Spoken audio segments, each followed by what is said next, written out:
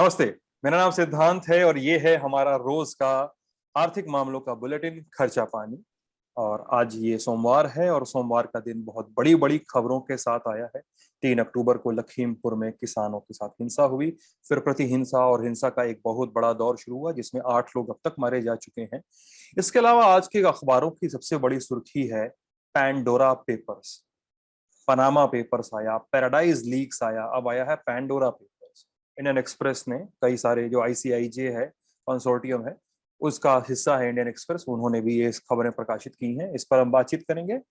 हम बातचीत करेंगे बिजली घरों में कोयले की किल्लत पर। और फिर हम आखिर में बातचीत करेंगे कि डिपार्टमेंट ऑफ टेलीकॉम ने किस बात के लिए 3,000 करोड़ रुपए मांग लिए हैं, ये क्या चीज है। और इन सब बातों पर बातचीत करने के लिए आज हैं हमारे आज के गेस्ट नरेंद्र ठाकुर, जो दिल्ली यूनिवर्सिटी में एसोसिएट प्रोफेसर है। कैसे हैं नरेंद्र, क्या क्या हाल चाल? बढ़िया चल रहा है। अच्छा है। मॉनसून सितंबर में हम देख रहे हैं तो एनवायरमेंटल चेंजेस दिख रहे हैं ग्लोबल लेवल पे भी और दिल्ली में भी और इंडिया में भी। हम्म। तो आपका मतलब आप कुछ परिचित हैं खर्चा पानी से पहले, ऐसा कुछ? हाँ, मैं देखता रहा हूँ पहले के प्रोग्राम भी। वहाँ पे काफी अच्छे वक्ता थे और अब बहुत अच्छे से इंटरेक्ट करते हैं लोगों के साथ और हाँ। बहुत ही यूजर फ्रेंडली है। लोग हाँ। कनेक्ट कर पाते हैं आपके प्रोग्राम से कि बहुत ही अच्छा। आसान लैंग्वेज में जो अर्थशास्त्र के जो टॉपिक हैं या मार्केट के जो हम्म। लॉजिक हैं उनको आप आसान शब्दों में समझा सकते हैं या अच्छा समझाते हैं। नरेंद्र जी, ये बहुत बड़ी मजेदार बात है कि अभी हम लोग जैसे इस शो का फॉर्मेट थोड़ा थोड़ा ट्वीक करने की कोशिश कर रहे हैं, अलग अलग मसलों पे अलग अलग लोगों से बातचीत, समझ में आए कि दुनिया भी क्या जान रही है, सोच रही है। तो आपसे जैसे मैंने पूछा, ऐसा मेरा मेरा एक्सपीरियंस है, बड़ा मजेदार है। मैं पूछता हूँ कि साहब किस पे बात करनी है। इकॉनमी इतना कठिन मुद्दा है, बनाया जा चुका है मतलब इकॉनमी को, जबकि वो है नहीं, मेरे हिसाब से नहीं। इकॉनमी सही इतना बात। कठिन मुद्दा बनाया जा चुका है। मैंने आपसे पूछा और भी एक दो लोगों से बात की, सर किस पे बात किया जाए बताइए। लोग बोलते हैं यार इस पे बात करेंगे, इस पे। लोग अपने खुद से ही टॉपिक सजेस्ट करने लगते हैं। जैसे आपने भी कहा कि मॉर्टेलिटी रेट पे बात कर सकते हैं और मेल न्यूट्रिशन पे बात कर सकते हैं, लाइफ एक्सपेक्टेंसी पे बात कर सकते हैं। ये बड़ा रोचक होता है जानना। सही में सही बात है कि जो आम मुद्दे हैं अर्थशास्त्र के वो लोगों तक जो है आसानी से नहीं पहुंच पाते हैं और आपने बहुत अच्छे से उनको बचाया है, मैं देखता हूँ। और उसका कारण ये भी है कि कहीं ना कहीं मैथमेटिक्स में खो गया है इकोनॉमिक्स। जी। जबकि वो आसान है कि बेरोजगारी क्या है, गरीबी क्या है, या यूथ आज जो है क्यों इतने कंपटीशन में लगा हुआ है। तो आसान टॉपिक है, उनको समझा जा सकता है, लेकिन वो कम्प्लेक्स कर दिया गया है। तो उसी का आपका हाँ। अच्छा इनिशिएटिव है, आसानी से इन चीजों को समझाया जाए जिससे आम आदमी को समझ आए। और नरेंद्र जी, आप भी इस इनिशिएटिव का हिस्सा हैं। या तो नरेंद्र जी, हम लोग शुरुआत करेंगे पेंडोरा पेपर्स से। पेंडोरा पेपर्स आज के अखबारों की एक बड़ी खबर है और अखबारों की खबरों की माने तो भारत के 380 नागरिक जो हैं, उन्होंने प्राइवेट ऑफशोर ट्रस्ट बनाए। जिनको पनामा पेपर्स या पैराडाइज पेपर पता होगा, उनको पता होगा ऑफशोर कंपनीज थी, बट यहाँ पे कंपनीज नहीं है, ट्रस्ट आ गए हैं। मैं मुझे मुझे करेक्ट कर दीजिएगा नरेंद्र अगर मैं कहीं गलत हुआ तो। ट्रस्ट बनाए गए कैश के जरिए, शेयर होल्डिंग या रियल एस्टेट के जरिए। और इंडियंस में अगर बात की जाए तो इसमें सचिन तेंदुलकर का भी नाम है, अनिल अंबानी का भी नाम है, और कांग्रेस के नेता सतीश शर्मा का भी नाम है। इन्होंने ऑफशोर ट्रस्ट बनाए और कुल मिला जुला के 12 मिलियन के आसपास फाइलें लीक हुई और 14 ग्लोबल कॉरपोरेट सर्विसेज का इसमें नाम आ रहा है। मेरा सबसे पहला सवाल बेसिक सा, नरेंद्र जी, क्या है ये मसला? बेसिकली ये एक तरह से ऐसे समझा जा सकता है कि जो बाहर ट्रस्ट बनाए गए हैं, जो यहाँ पे जुडिशरी सिस्टम जो है इंडिया में या जो इनकम टैक्स सिस्टम है, उससे बचने के लिए जो भी यहाँ पे सुपर रिच हैं या जो बिजनेस एंटरप्राइजेस हैं, वो व्यक्ति अपनी आय को या आय के अलावा ये भी कह सकते हैं हम कि जो ब्लैक मनी है उसको बचाने के लिए कहीं और जो है जमा कर रहे हैं। और उस जमा करने का तरीका यही है कि जहाँ पे कंट्रीज जो है टैक्स रेट अपना कम रख रही है और उनके बारे में प्राइवेसी मेंटेन कर रही है, डिस्क्लोज नहीं कर रहे हैं उनके वेल्थ के बारे में, उनकी इनकम के बारे में, उनकी सोर्स ऑफ जो इनकम जनरेशन है उसके बारे में, उसके तहत जो है ये चीजें की गई हैं। और उसी के तहत ये जो आप वाशिंगटन बेस्ड जिस एजेंसी के बारे में बात कर रहे हैं, उन्होंने इन्वेस्टिगेट किया है उसको और बताया है कि इंटरनेशनल लेवल पे या उसमें इंडियन लोग भी हैं, जो आप ठीक नंबर बता रहे हैं, उसमें लोगों ने छुपाया हुआ है धन, और उस धन को जो है इन्होंने एक्सपोज किया है, और उसके गहराई में भी जाना होगा हम लोगों को कि ऐसा हम्म। क्यों हो रहा है, कि क्यों वो छुपा रहे हैं, क्या कारण है उसके पीछे। तो हम्म। हमें इसमें एक वर्ड इनइक्वालिटी डेटाबेस है, उसका मैं रेफरेंस जरूर दूंगा, उससे हमें समझ आएगा कि पिछले 25-30 सालों से इंडिया में सुपर रिच लोग जो हैं उनका नंबर बढ़ा है, और उन्होंने टैक्स अवेट बहुत किया है। इंडिया में मुश्किल है कि थोड़ा टफ है, टैक्स रेट भी ज्यादा है, यहाँ 30% है, तो बाहर में 5% है, डिस्क्लोज जो इनकम को नहीं करना पड़ता है या उनकी प्राइवेसी को मेंटेन करते हैं। वो डेटा क्या बताता है? डेटा ये बताता है कि जो टॉप 10% जो लोग हैं इंडिया में, हाँ, उनके पास 65 से 70% जो है वो वेल्थ है। मतलब जितनी टोटल इंडिया की वेल्थ है उसका 10% लोग जो इंडिया के टॉप 10%, उनके पास लगभग 60 से 70% जो है वेल्थ है। तो जाहिर सी बात है कि इंडिया में यदि रहेगा वो इनकम, तो कहीं ना कहीं मतलब टैक्स नेट में। 10% की जनता 70% का वेल्थ का कंट्रोल करती है। बिल्कुल, बिल्कुल। और जो 50% की जो पॉपुलेशन है, जो बॉटम पॉपुलेशन है, उसके पास 5 से लेकर 10% जो है वो वेल्थ है। तो आप देखिए, जो आधी जनसंख्या है भारत की, उसके पास जो 5 से 10% वेल्थ है, संपत्ति है, और जो टॉप 10% है उनके पास 70% जो है वेल्थ है। तो कहीं तो जाएगी वो, या तो यहाँ लीगल एंटिटी में थोड़ा बहुत तो बचा पाएंगे, लेकिन मेन जो है ऑफ शोर जाएंगी, वो जो है विदेशों में जाएंगी, इसलिए वो सिंगापुर जाएगी, या वो मॉरिशस जाएगी, वो मतलब जो आइलैंड है इंग्लैंड का, ब्रिटिश जो वर्जिन आइलैंड है, वहां जाएगी, और वहां जाके जो है वो अपने पैसे को वहां रखेंगे। और ये बहुत ही प्रोग्रेसिव मुझे लगता है जर्नलिज्म है, जैसे आप भी कर रहे हैं, जिसमें कि इंडियन एक्सप्रेस भी जुड़ा हुआ है, कि उन्होंने बताया है कि देखिए, ये लोग जो हैं कहीं ना कहीं इतना धन, इतनी ब्लैक मनी जो है बाहर उन्होंने रखी हुई है, और वो कहीं ना कहीं भारत की या भारत की आम जनता का पैसा है। भारत की आम जनता का पैसा है वो। तो लेकिन यानी ये सारी जुगत टैक्स इवेड करने की है, नरेंद्र जी? बिल्कुल, वो उसी से लिंक होता है कि यदि इतनी सारी आप बिलियनियर्स बनाएंगे यहाँ पे, और वो बिलियनियर्स कहीं तो रखेंगे। ये भी हो सकता है कि पॉलिटिकल रिजीम एक जो है जाए, दूसरी आए, तो हो सकता है कि पहले वो एक रिजीम के कस्टोडियन हो, फिर दूसरी रिजीम के कस्टोडियन हो जाए। तो एक पॉलिटिकल इकोनॉमी ये है, या राजनीतिक अर्थशास्त्र में भी इन चीजों का हमें समझना होगा, कि एक लेवल पे यहाँ पे नजर पड़ती है, वहां पे नजर को छुपाया जाता है, या नजर से छुपाया जाता है उनका धन जो है। तो इसलिए वो कर रहे हैं, और वो कहीं ना कहीं भारत या भारत के लोग उसकी जो अपॉर्चुनिटी कॉस्ट इकोनॉमिक्स में हम कहते हैं सिंपल टर्म में, द सेंस की बेरोजगारी, मान लीजिए यदि वो धन यहाँ पे होता तो कितना जो है रोजगार यहाँ पे सृजित होता।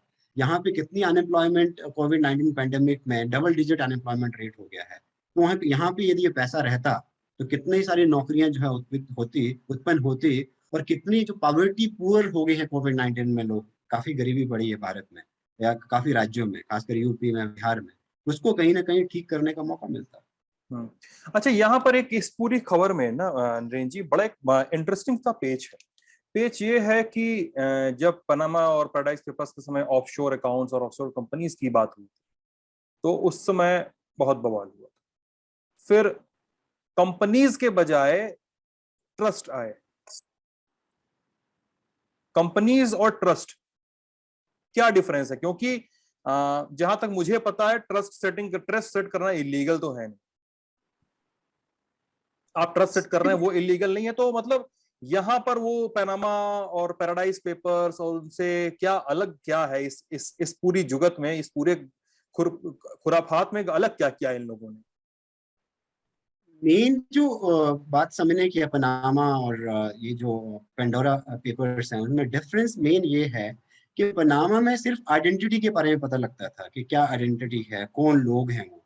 इसमें ये भी पता लगा है कि कहाँ कहाँ इन्वेस्टमेंट हुई है। पेंडोरा पेंडोरा पेपर्स में इसके बारे में पता लग रहा है कहाँ इन्वेस्ट हो रही है, ये बहुत इंपॉर्टेंट है। पहले सिर्फ ये पता लग जाता था कि ये व्यक्ति है, अंबानी है, या कोई मोदी है, उन लोगों का पता लगता था। लेकिन अब ये पता लगा है साथ में कि ये कहाँ पे इन्वेस्ट कर रहे हैं, जो आपने अपनी वक्तव्य में या अपनी बातों में भी रखा, कि वो कैश में जो है वो रख रहे हैं, या वो जो है वो रियल एस्टेट में लगा रहे हैं, या वो शेयर होल्डिंग में लगा रहे हैं। तो ये एक डिफरेंट पॉइंट है, जो एक एक्सपेंशन है मुझे लगता है, जो इन्वेस्टिगेटिव जो जर्नलिज्म है या जो प्रोग्रेसिव जर्नलिज्म है, वो नई चीज लेके आया है जो बहुत महत्वपूर्ण है, जिसमें बताया भी जा रहा है कि अनिल अंबानी ने यहाँ यहाँ इन्वेस्ट किया है, या सचिन तेंदुलकर ने यहाँ यहाँ इन्वेस्ट कर रखा है, या जो चेक रिपब्लिक के जो प्राइम मिनिस्टर हैं उन्होंने यहाँ यहाँ इन्वेस्ट कर रखा है। तो इसका मतलब इन्वेस्टमेंट के मेथड्स क्या हैं और कहाँ कहाँ उन्होंने इन्वेस्ट किया है, ये पनामा से डिफरेंट है पंडोरा में। ये पहले पता नहीं लगता था, ये अब पता लग रहा है। अच्छा, इंडियन अथॉरिटीज को क्या अभी देखना चाहिए, क्या तरीका है, मतलब क्यों लोग एक टैक्स इवेड कर रहे हैं, लगातार एक के बाद एक बार एक्सपोजे हो रहे हैं। भारत के बड़े बड़े बिजनेसमैन, बड़े बड़े अभिनेताओं का नाम आया है। मतलब ये तो और भी ज्यादा विरोधाभासी है कि नाम आने के बाद, एक डॉक्यूमेंट्री एविडेंसेस सामने के आने के बाद, लीक होने के बाद कोई एक्शन नहीं लिया जाता है। खासकर उस समय, तब भी उस समय और तो नहीं लिया जाता है जब सरकारों का ज्यादा से ज्यादा जोर होता है कि काले धन वालों के खिलाफ लड़ाई छेड़ना। तो क्या इसको ही काला धन कहेंगे नरेंद्र? और भारतीय सरकारें, भारत की सरकार और अथॉरिटीज जो हैं, वो क्या चीज सही नहीं कर पा रहे हैं जिसको सही करना चाहिए? मैं इसमें तीन बातें कहूंगा जो महत्वपूर्ण है। एक तो ये है जरूर। कि जो राजनीतिक अर्थशास्त्र है, उसको समझने की जरूरत है, और उसमें मुझे लगता है कि गवर्नमेंट की कई इंटेंशन भी रही है। उसको गवर्नमेंट में हमें एक तरह से पॉलिसी पे थोड़ा प्रोग्रेसिवली सोचना भी चाहिए। 1985 में राजीव गांधी जो है यहाँ पे एस्टेट ड्यूटी को लेके आए, जिसमें 85% जो है वो इनहेरिटेंस टैक्स जो लगना चाहिए था यहाँ पे। लेकिन एक लॉबी ऐसी आई कि जिसने उसको जो है वो वाइप आउट कर दिया और वो नहीं इम्प्लीमेंट हो पाया। सिमिलरली अरुण जेटली 2015 में यहाँ पे सुपर रिच टैक्स जो है 12% लेके आए थे, नहीं हम्म। जो है पास हो पाया बजट में। तो एक तो दो तरीके तो यही है कि इस तरह की जो एस्टेट ड्यूटी है, या हम्म। जो इस तरह की सुपर रिच टैक्स है जिसमें 1 करोड़ से ज्यादा जो व्यक्ति कमा रहा है उसके ऊपर 12% टैक्स लगाने की बात की गई थी, लेकिन वो नहीं हो पाया। तो क्या ऐसे तीसरी टैक्स बात मुझे लगने लगती चाहिए? है कि ऐसे टैक्स लगने चाहिए? हाँ बिल्कुल बिल्कुल लगने चाहिए, कि गवर्नमेंट की इंटेंशन तो थी, चाहे वो कांग्रेस की गवर्नमेंट थी 1985 में या 2015 में जो बीजेपी मोदी गवर्नमेंट है। तो अरुण जेटली तो ला ही रहे थे 2015 में सुपर रिच टैक्स, लेकिन वो नहीं पास हो पाया पार्लियामेंट में। तो ये दो दो तरीके तो यही हैं तीन बातों में। एक तो है कि जो एस्टेट ड्यूटी जो है वो पहले 1985 का जो एक इनिशिएटिव था राजीव गांधी गवर्नमेंट द्वारा, कांग्रेस गवर्नमेंट द्वारा, वो दोबारा रिलॉन्च हो। दूसरा जो है, जो Arun Jaitley respective of political party, Modi government ने खुद ही इनिशिएटिव लिया था कि सुपर रिच टैक्स लगाया जाए, जो कि 12% है, जो 1 करोड़ से ज्यादा जो व्यक्ति पैसा कमा रहे हैं। और तीसरी बात जो मैं कह रहा हूँ कि जो इंडियन गवर्नमेंट जो है, सेंट्रल गवर्नमेंट, उनको और कंस्ट्रक्टिव मेजर्स लेने पड़ेंगे।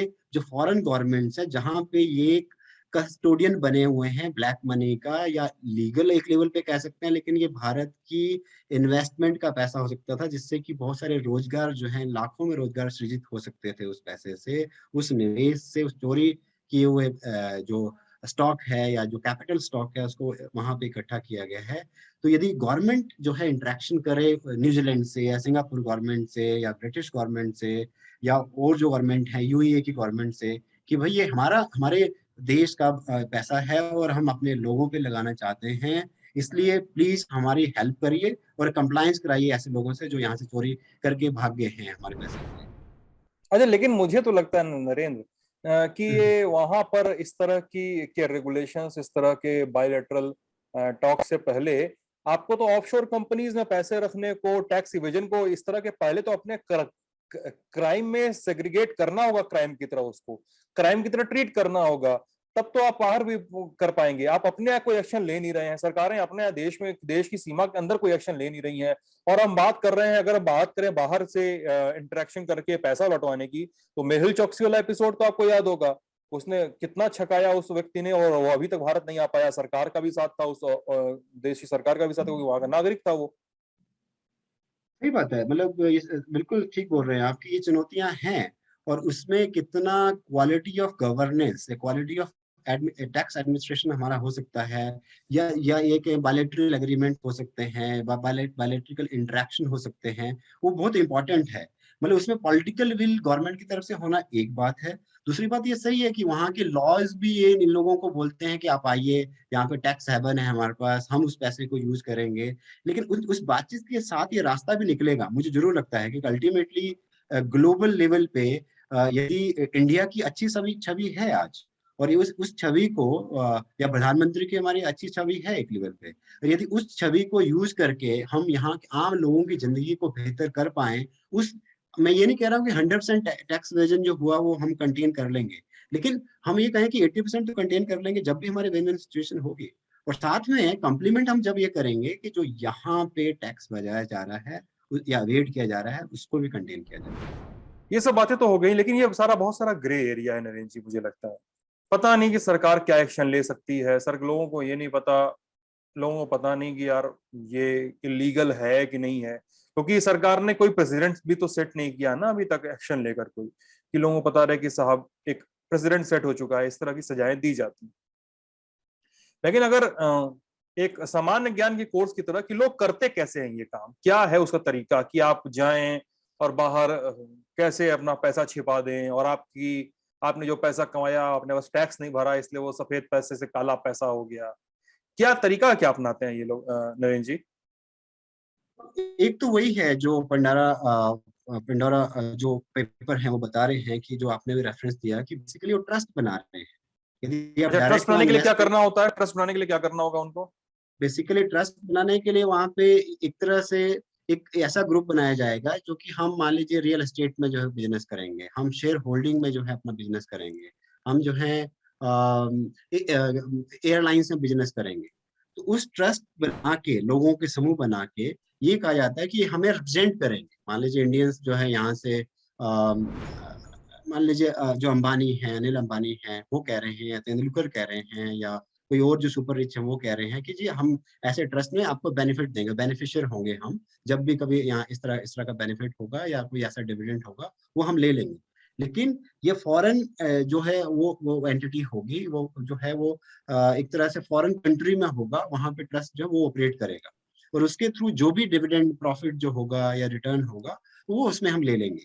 इसीलिए डायरेक्ट नहीं आ रहे हैं, वो इनडायरेक्टली आ रहे हैं। मतलब जो काफी जगह लिखा भी गया है कि हम्म। इनडायरेक्टली जो है इन्वेस्टमेंट हो रही है। यदि डायरेक्ट होता, डायरेक्ट में तो आप इंडियन गवर्नमेंट पूछ सकते हैं कि देखिए ये तो आपका ट्रस्ट है, आप जो हम्म। है वहां पे इन्वेस्टमेंट कर रहे हैं, वो आप अपना स्टॉक कर रहे हैं वहां पे, पैसा जो है हमारा इंडिया का।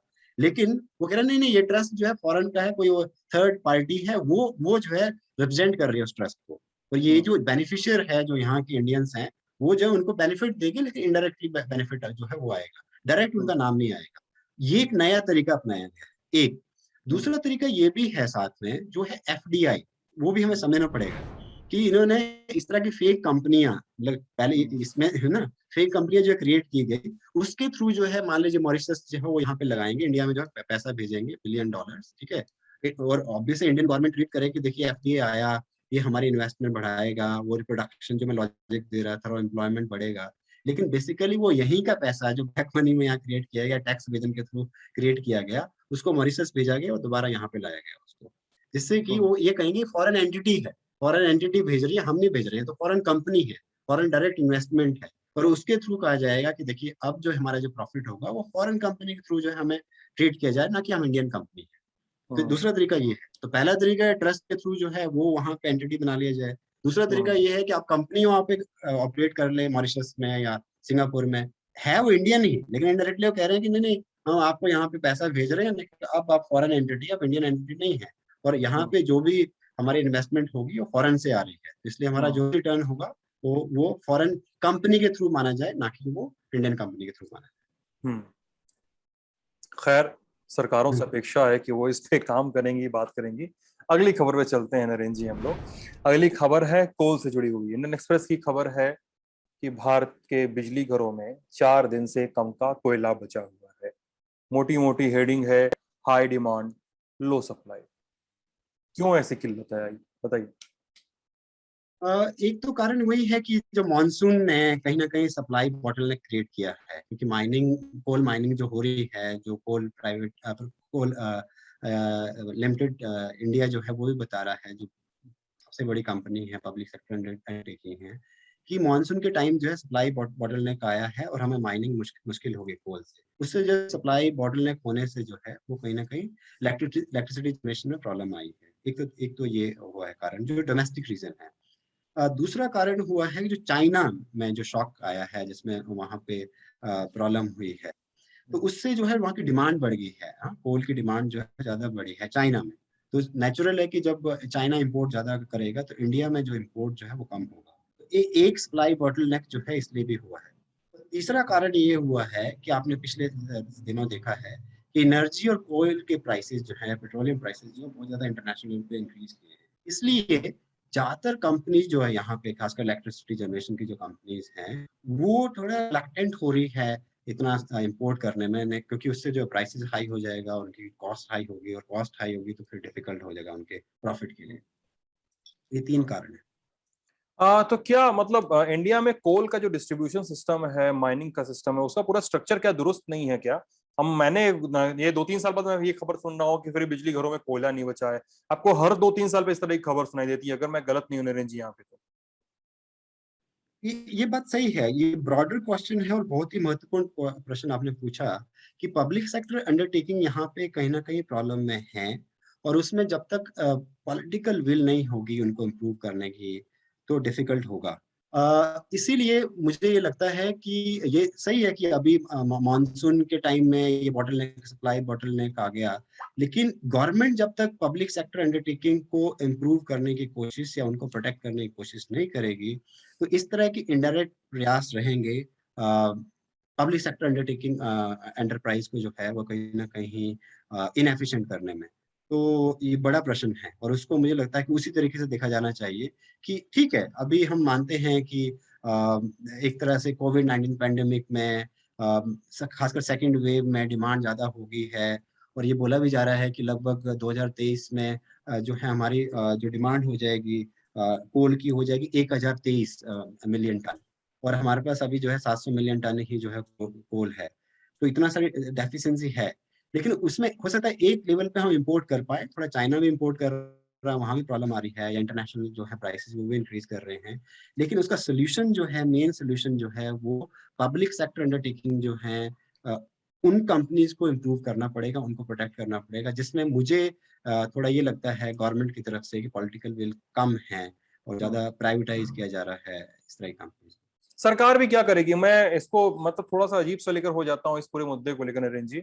सरकार भी क्या करेगी? सरकार के पास रेवेन्यू लॉस है, सरकार रेवेन्यू कहाँ से जनरेट करेगी? या तो वो टैक्स बढ़ाती जाए, या तो जो एसेट पड़े हैं सड़ रहे हैं इतने सालों से, उनको प्राइवेटाइज करे, या मोनेटाइजेशन की पाइपलाइन में डाल दे अपने। क्या लगता है आपको? बहुत बढ़िया प्रश्न है। मुझे लगता है उसके दो सारे इकोनॉमिक्स बोल रहे हैं, उन्हीं को मैं रिपीट भी कर रहा हूँ इनफैक्ट आपको, और आसानी से शब्दों में बताने की कोशिश कर रहा जी। हूँ। एक तो ये कि जो हम थोड़ी देर पहले बात कर रहे थे कि सुपर रिच पे आपको टैक्स लगाना पड़ेगा, कि जी। जब हम देख रहे हैं हिंदू, मतलब आप देखिए वो वर्ल्ड इनइक्वालिटी डेटाबेस में हिंदुस्तान में ही सबसे ज्यादा टॉप 10% के पास वेल्थ है, 70%। इतनी वेल्थ किसी के पास नहीं है। जब ऐसा है तो आप इनकम टैक्स या वेल्थ टैक्स लगाइए ना। तो यानी कि ऐसा नहीं है कि रिसोर्सेज की या वेल्थ के इनकम की कमी इंडिया में है। एक एक तो ये हो सकता है, क्लियरली हो सकता है, वो पनामा पेपर से भी जोड़ सकते हैं उसको, पंडोरा पेपर से उस लिंक को जोड़ सकते हैं, इसलिए हम पब्लिक सेक्टर अंडरटेकिंग को उससे इम्प्रूव कर सकते हैं। तो आप फंड की बात कर रहे हैं।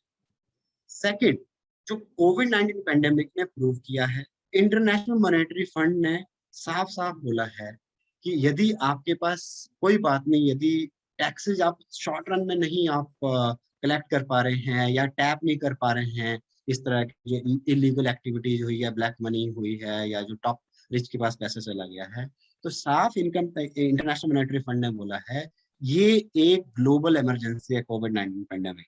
आप हम्म। फिस्कल डेफिसिट को भी कंप्रोमाइज कर सकते हैं, उस लिमिट को, कि ये हम्म। जो हम 3% का ले रखा है कि इससे ज्यादा हमारा फिस्कल डेफिसिट नहीं होना चाहिए, FRBM एक्ट जो है उसको आप कंप्रोमाइज कर सकते हैं, और बहुत सारी गवर्नमेंट ने किया है। और उससे क्या होगा, जो बहुत महत्वपूर्ण है, कि आप गवर्नमेंट कभी भी इस ऐसे क्राइसिस में, ग्लोबल क्राइसिस में, जैसे ग्रेट डिप्रेशन आया 1930s में, 2007 में जो ग्लोबल फाइनेंशियल क्राइसिस आया, तो अमेरिका ने या ऐसी डेवलप या स्कैंडिनेवियन कंट्रीज में या अभी भी कोविड-19 पैंडेमिक में बहुत सारा गवर्नमेंट ने इन्वेस्टमेंट किया है, बहुत सारा गवर्नमेंट ने इन्वेस्टमेंट किया है। तो ये तो अच्छी अपॉर्चुनिटी है इस टाइम गवर्नमेंट ऑफ इंडिया के पास कि वो बहुत सारी इन्वेस्टमेंट कोल इंडस्ट्रीज में लगाए और अपने सेक्टर को इम्प्रूव करे। तो इससे जो है कहीं ना कहीं हम जो कोल सेक्टर जो है कहीं ना कहीं, मैं बता ही रहा हूँ कि डिमांड होने वाली है 2023 में 1000 मिलियन टन से ज्यादा, और हमारी कैपेसिटी अभी है 6000 मिलियन टन, 600 मिलियन टन। तो यदि 400 मिलियन टन का जो डेफिशिएंसी है, गवर्नमेंट आराम से ये जो है, चलो 100 हमने मान लिया कि इम्पोर्ट कर लें या प्राइवेट सेक्टर उसमें कंट्रीब्यूट कर लें, लेकिन 300 मिलियन टन जो है वो गवर्नमेंट कंपनी कर सकती है। तो गवर्नमेंट के पास ये दोनों मेजर्स हैं, चाहे टैक्स के थ्रू जो है जो एवेजन हो रहा है उसको कंट्रेन करे, और दूसरा जो है इसका फिस्कल डेफिसिट की लिमिट को 3% से 5% कर ले। 2% जीडीपी का बहुत होता है। मुझे लगता है कि लगता क्या सबको ही पता है कि रिलायंस इंडस्ट्री का, मुकेश अंबानी का कंट्रीब्यूशन इंडियन जीडीपी में नियर टू 2% है, एंड यू कैन सी ये टॉप कॉस्ट बिलियनियर है ग्लोबल लेवल पे। तो 2% यदि जीडीपी को गवर्नमेंट खर्च करे, मान लो 3% के बजाय 5% जीडीपी का खर्च कर दे इस तरह की कंपनीज में, तो बहुत सारे गरीबी बेरोजगारी जो है, और कोल जो इंडस्ट्री है इंडिया की, दूर हो सकती है। अगली खबर पे चलते हैं, आज की तीसरी खबर और आखिरी खबर, उसके बाद हमारे शो का अंत हो जाएगा आज के। डिपार्टमेंट ऑफ टेलीकॉम, उन्होंने सब कुछ अच्छा चल रहा था, रेट्रोस्पेक्टिव टैक्स चला गया, एजीआर ड्यूज पे सेटलमेंट की बात आ गई, वोडाफोन ने थोड़ा वो बवाल करना बंद कर दिया, स्टेटमेंट देना बंद कर दिया, और लगा कि सब कुछ स्ट्रीमलाइन हो जाएगा। तो डिपार्टमेंट ऑफ टेलीकॉम ने काम किया कि 30 सितंबर को वोडाफोन और एयरटेल को एक तो पर्ची पकड़ा दी। उस पर्ची में कहा गया कि साहब ये 3,000 करोड़ की पेनाल्टी है आपकी, ये आपको 3 हफ्ते में चुकानी है। मतलब ये क्या, किस चीज की नई पेनाल्टी आ गई नरेंद्र जी? सही में मतलब ये चीजें समझने की है कि और वो अगेन लिंक उसी से हो रहा है कि एक तरफ जियो है, रिलायंस इंडस्ट्री का, वो भी एक कंपनी है, टेलीकॉम कंपनी है, दूसरी तरफ एयरटेल है, वो भी एक कंपनी है, और एक तरफ वीआई है, वोडाफोन आइडिया जो है वो कंपनी है। ठीक है, 3,050 करोड़ रुपए जो है वो पेनल्टी दे सकता है, उसमें कोई इशू नहीं है, और वो टॉप रिच हैं जिसके बारे में हम पूरी बातचीत इसी के राउंड में कर रहे हैं, जी। और वो जो पेंडोरा पेपर्स हैं उसी से लिंकेज है। तो और वैसे ही लोग भी हैं जो इस तरह के पैसा कमा रहे हैं, तो उनके लिए 3,050 करोड़ रुपए बहुत ज्यादा नहीं है। यदि वो ठीक उसका यूज हो, गवर्नमेंट ठीक करे, तो पेनल्टी पे उतना बड़ा इशू नहीं होना चाहिए। और यदि उन्होंने टैक्स इवेजन किया है या उनके पेनल्टी वाइड की है पे करने में, जब उनका जो पार्टनरशिप हुई या मर्जर हुआ आइडिया और वोडाफोन का, तो गवर्नमेंट का यदि आउटस्टैंडिंग है तो उनको पे करना चाहिए, लीगली वो वाइबल है। लेकिन उसके साथ मैं एक हिंट भी दे रहा हूँ, जो हिंट यही है कि फिर वो इक्वल ट्रीटमेंट हो, मतलब इक्वल अच्छा। ट्रीटमेंट इस सेंस में हो कि तो जियो कहीं ना कहीं एक मोनोपोली क्रिएट कर रखी है, और कहीं ना कहीं यहाँ पे कंपटीशन कमीशन ऑफ इंडिया है, वो जो है कंपटीशन जो है फेयर कंपटीशन जो है क्रिएट करता है। लेकिन ऐसा दिखता नहीं है कि फेयर कंपटीशन डील जो है वो हर कंपनीज की तरफ से हुआ है। आपने देखा है कि जो मोनोपोली प्रैक्टिसेस जो हैं, इस तरह की कंपनीज, नाम नहीं लूंगा या लोगों को पता ही है, ये पहली बार हुआ है हिंदुस्तान के इतिहास में जहाँ पे कि गवर्नमेंट और कंपनी एक ही कंपनी की एडवर्टीजमेंट कर रही है, प्राइवेट कंपनी भी है और गवर्नमेंट भी है, और वही यदि उसी का प्रचार करने लग पड़े गवर्नमेंट, और उसके थ्रू उनके बिजनेस को फ्लरिश करे, बाद में चाहे गवर्नमेंट ने स्टेटमेंट में दिया, वो गलती से छप गया था एडवर्टीजमेंट जो न्यूज़पेपर में आया था 2018 में, जी लॉन्च किया गया इस तरह का जी जी। Telecom company. तो ठीक है, मतलब मुझे लगता है कि तो फेयर डील हो, फिर फेयर कंपटीशन होगा, क्योंकि देखिए ये मैं आपके दर्शकों को आसानी से बताने की कोशिश करूंगा, और जिससे कि हम एक वेलफेयर के बारे में बात कर सकते हैं, या एक जीडीपी इंक्रीज करने के बारे में बात कर सकते हैं, राष्ट्रीय आय के बारे में बात कर सकते हैं। जब तक गवर्नमेंट किसी भी देश में मोनोपोली को कंट्रोल नहीं करेगी, एकाधिकार को, एक कंपनी या दो कंपनी बोलते हैं उसको, उनको यदि ज्यादा बेनिफिट देंगी, तो उस देश का भी भला नहीं हो सकता, ना कंज्यूमर का भला हो सकता है, ना कंपनियों का भला हो सकता है। ये एक नियम है। उसको मैं और आसान शब्दों में कह देता हूँ कि जब हम एक या दो कंपनी को बेनिफिट देते हैं और औरों को टारगेट करते हैं, तो आप कंपटीशन को सप्रेस करते हैं, और जब कंपटीशन सप्रेस होता है तो उससे कीमतें तो उन्हीं की पड़ती है जिनको बेनिफिट दिया गया। तो पहले कंपनियां जो है, मुझे लगता है कि थोड़ा सा डोनेशन दे, थोड़ा सा इन्फ्लुएंस करती थी, पॉलिटिकल पार्टीज को इन्फ्लुएंस करते थे। अब हालत ये होगी है कि अच्छा। कंपनी जब गवर्नमेंट लिंकेज जब हो जाए, तो वो तो बहुत स्ट्रांग मोनोपोली हो जाएगी, और उससे क्या होगा कि हमारा जो कीमतें हैं, मैं वैसे एग्जांपल दे ही देता हूँ, तो प्रैक्टिकल एग्जांपल है। आप जी जी। देखिए जियो का प्राइस जो था सिम का या कनेक्शन का, जीरो था, एक साल तक जीरो रहा, है ना। उसके बाद आप देखिए 300, 400, 500 रुपए, है ना। तो जब एक कंपनी को आप ज्यादा बेनिफिट देते हैं और दूसरी दो और कंपनी को ज्यादा बेनिफिट देते हैं, तो उस वाले केस में ज्यादा एकाधिकार बनता है, और उससे कहीं ना कहीं उन कंपनियों का भी नुकसान होता है जो उनके साथ चल रही है उस बिजनेस में, जैसे मान लो टेलीकॉम के, और साथ में कंज्यूमर का भी लॉस होता है कि उनको हायर प्राइस मिलते हैं। और तीसरी बात कि एक लेवल पे वहां पे प्रोडक्शन भी कम हो जाता है, क्योंकि एक ही कंपनी रहेगी ना, क्योंकि औरों को तो मार दिया कंपटीशन में, मीन से। और जब मार दिया गया तो और कंपनीज के जो कनेक्शन थे, जो सिम थे, वो भी कम हुए तो उत्पादन कम हुआ, उत्पादन कम हुआ तो रोजगार कम हुआ, रोजगार कम हुआ तो देश की जो है वो जीडीपी ग्रोथ कम हुई। तो ये चीजें बहुत इंपॉर्टेंट है। तो कंपटीशन फेयर हो देना चाहिए, होना चाहिए, जो कि ये जो टैक्स वाला भी जो या पेनल्टी की बात की गई है, तो उसमें हमें कोई डिफरेंस ओपिनियन नहीं होना चाहिए कि 3050 करोड़ रुपए जो है दोनों कंपनी पे लगा है, ठीक है दीजिए, लेकिन और कंपनियों का भी ध्यान रखिए इस तरह के टैक्स एवेजन नहीं में नहीं नहीं, इन्वेस्ट होने। मैं इस पे यहाँ पर एक चीज क्लियर करना चाहता हूँ नरेंद्र जी। मतलब इस चीज को थोड़ा सा मुझे लगता है ब्रेक डाउन कर दें। जब हम जी टैक्स पेनाल्टी और इस तरह की ओलिगोपोली की बात कर रहे हैं, जी और अमेरिका में जो ट्रस्ट ट्रायल शुरू हुए थे, तो इस तरह के, तो मैं उसमें एक दो चीजें इस खबर के बारे में अपनी व्यूअर्स को क्लियर कर दूं। इस पेनाल्टी के लिए जो पेनाल्टी लगाई है वो जियो के कंप्लेंट पे लगाई गई है। जियो जियो ने कहा कि साहब 75%, हमारी 75% कॉलम है, द हिंदू की खबर कोट कर रहा हूं, ट्राई का रिकमेंडेशन था, तो कहा कि जियो ने कहा कि 75% कॉल इसके नेटवर्क पर फेल कर जा रही थी, क्योंकि एयरटेल और Vodafone were not releasing sufficient number of point of interface, मतलब इंटरकनेक्टिविटी जो तीनों नेटवर्क की थी वो फेल हो रही थी, ऐसा जियो ने कहा। ठीक है। अब इसको लेकर इन्होंने साल 2016 में ट्राई ने रिकमेंड किया कि इसको पेनाल्टी लगा दो, और policy making body dot, but लेकिन इसको 2019 तक रोका गया, इसको कोई भी इसको प्रोसेस नहीं किया गया तब के टेलीकॉम मिनिस्टर के हिसाब से। उसको प्रोसेस नहीं किया गया, टेलीकॉम मिनिस्टर ने इसको नहीं प्रोसेस करने दिया आगे, और उसके बाद अब ये पेनाल्टी सामने आई है, जिसको लेकर एयरटेल के स्पोक्स पर्सन का बयान आ रहा है मीडिया में। उन्होंने कहा है कि we are deeply disappointed with the arbitrary and unfair demand based on try recommendations of 2016 relating to the provisions of point of interconnect to a new operator।